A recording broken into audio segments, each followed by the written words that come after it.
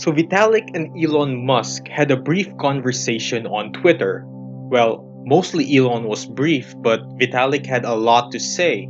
I'm sure you've heard about this, but for those who haven't, here's a short overview of how it turned out.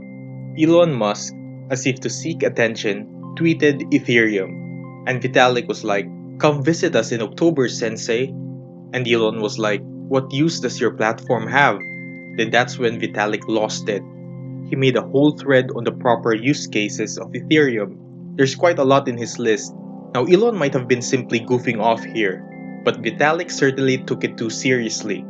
And for that, I should thank Elon for compelling Vitalik to list down the best applications that could be developed in Ethereum in a single thread.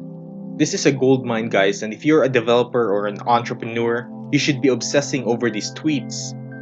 Now, what's interesting is that some market proponents are speculating that this short Twitter convo actually helped pump Ethereum's price. And I kinda agree that this might be the case. Because if John McAfee could pump coins to the moon, there's a big chance Elon can at least make a positive influence on the price. He is very popular. He's the closest thing we have to a real-life Tony Stark.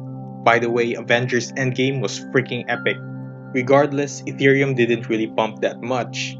But what's more important is Vitalik's list, which I will expound for you so you could figure out for yourself why Ethereum is gonna win. Yes guys, I think Ethereum is gonna win. I'm not sure, but I never was sure about anything in this space. But I believe in Ethereum as much as I believe in Bitcoin.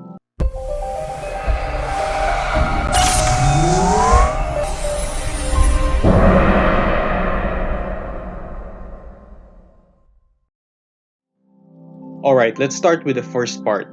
A globally accessible financial system, including payments, store of value, also more advanced stuff like insurance. Well, in this one, I think Bitcoin can do a better job, but since it doesn't really work as a stable currency yet, I think a great candidate for this is DAI, a stablecoin built on top of Ethereum. Personally, I think it's the best stablecoin in the market. It's global, it's accessible to all, store of value, so far so good. But to be fair, they've only launched the DAI stablecoin for a little more than a year, so I guess time will tell if DAI could really deliver on that end. I still think Bitcoin should be the primary store of value eventually because of its hard currency attribute and immutability. But then again, it's not very stable yet, so DAI will do. As for the insurance part, Vitalik referred to hurricaneguard.io. Let's check it out. The problem with current insurance, countless families and business struggle in the aftermath of hurricane with insurance company delays of up to more than 6 to 9 months and even complete non-payment. For most people, an immediate infusion of cash when they are the most vulnerable can help them survive for the first 3 to 6 months after the storm to pay for small repairs, etc. So this is specifically for hurricane victims only. It allows victims to automatically claim their insurance payment if wind speeds are recorded within 30 miles of their homes or business. Interesting. I bet it needs oracles to feed weather data to the blockchain in order to really work automatically. Another application is digital identity and web of trust. These two things seem to be interconnected, and Vitalik elaborated that they're gonna replace Facebook sign-ins, which is good because honestly I don't like the idea of Facebook dominating over the internet any more than they already have. So web of trust, to put it simply, is all about authenticating a digital identity to a cryptographic key instead of an intermediary. Think Facebook sign-ins when creating an account in some websites, except there's no central company like Facebook that's spying on you and selling your data. I think this is pretty straightforward. Another application is for registries, or any recorded data actually. This could be library catalogs, university records, just about anything where data is recorded in an organized manner. A good example would be a blockchain university verification app for the purpose of minimizing fake degree certificates. Another use case for Ethereum, experimenting with new forms of human organizational structure such as Moloch DAO. Okay, hopefully we've learned all the lessons from the first Ethereum DAO, which had a stupid bug that allowed a thief to gracefully steal 3.6 million Ether back in 2016. Hopefully it doesn't happen again this time around. I think DAOs are a great experiment and we shall see more of it in the future. Just the idea of a decentralized company is amazing enough, but they certainly have advantages over centralized companies. For one, there's too much bureaucracy in traditional corporates. In a DAO, there is no hierarchical structure, meaning every innovative idea can be put forward by anyone and considered by the entire organization. Also, the rules of a DAO are pre-written, including the voting system. This leaves less room for politicking and company quarrels.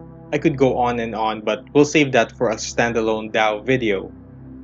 Markets for personal data. Not sure exactly how this works, so I'll skip that. Crypto economics for spam prevention in social networks. Now this I understand. As we have witnessed throughout the 2010s, fake news, irrelevant content, zero value content have taken over the internet like a meteor shower of shits, especially Facebook. Gosh, there's too many spammers trying to force you to like their page, like their posts. They spam groups, they spam comment sections, they're just everywhere. And let's be honest, the centralized entities that govern these social platforms cannot keep up. They can't observe every single post, there's just too many. And these authorities have been known to abuse their power, especially on Twitter where lots of users are being banned for political reasons. Single upvote and downvote systems used in sites like Reddit aren't really that good at preventing spam. Bots and sock puppets could easily manipulate that. So crypto economics come into play here by placing either a price or a stake on upvotes and downvotes of posts. That way, bad actors either gotta spend or risk their funds every time they attempt to game the voting system, which in turn disincentivizes them to do so.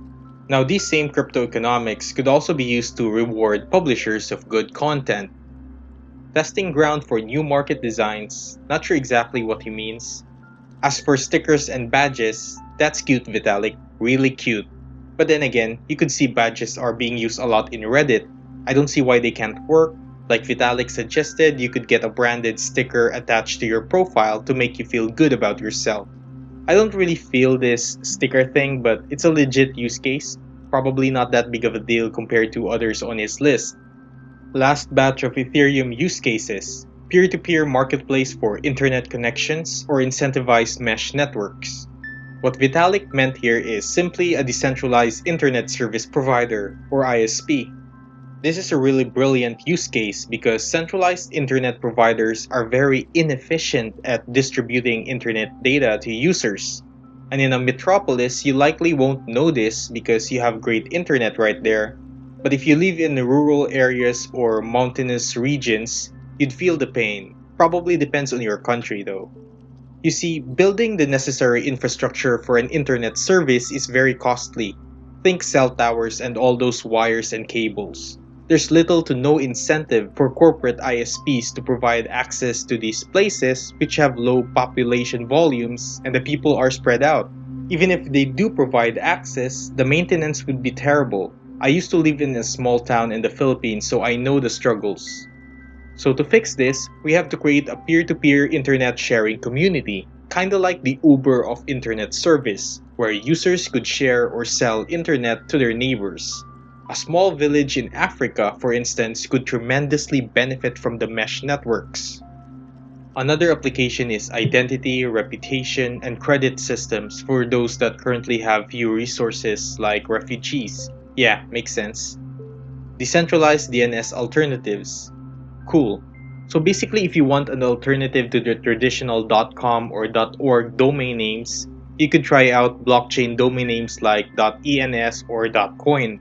But those are just names. They mostly differ in their structure. A decentralized DNS could offer many benefits such as avoiding censorship from authorities as well as preventing cyber attacks like DNS spoofing, a method which allows a hacker to redirect the traffic of a website to an attacker computer. So basically, those are Vitalik's top picks. So developers, start building now. Same goes for entrepreneurs. Leave those other non-crypto projects behind. Crypto is the future and you know it. The cryptosphere needs you. We need you. See you on the flip side.